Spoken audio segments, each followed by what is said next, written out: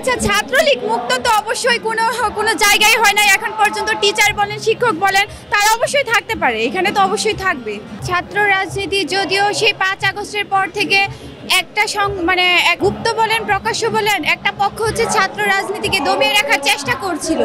পরবর্তীতে দেখা যায় যে যখন ছাত্রদল বিভিন্ন কর্মসূচির মাধ্যমে ক্যাম্পাসটাকে বুঝিয়ে দিল যে ঢাকা বিশ্ববিদ্যালয় আসলে ছাত্র রাজনীতি মুক্ত হওয়ার মতো পরিবেশ না, কারণ ঢাকা বিশ্ববিদ্যালয় থেকে প্রত্যেকটা আন্দোলন সংগ্রাম গড়ে উঠেছে, তখন ওই ফ্লোরে কি করলো, তারা আবার তাদের মতো রাজনীতি করা শুরু করলো। এখন তারা আবার আমরা যখন হল কমিটি দিলাম, যেটা হচ্ছে আমাদের ছাত্র দলে, যেটা প্রত্যেকটা রাজনৈতিক দলের অধিকার রাজনীতি করা, তো সেইখানে হচ্ছে দেখা গেল যে কালকে আমাদের কমিটি ঘোষিত হওয়ার পর থেকে প্রত্যেকটা হলেই প্রায় এরকম মব সৃষ্টি করার চেষ্টা করা হচ্ছে।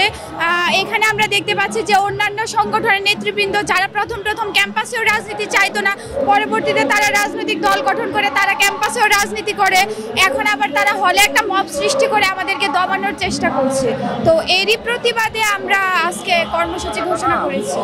আচ্ছা, ছাত্রলীগ মুক্ত তো অবশ্যই কোনো জায়গায় হয় না এখন পর্যন্ত। টিচার বলেন, শিক্ষক বলেন, তারা অবশ্যই থাকতে পারে, এখানে তো অবশ্যই থাকবে।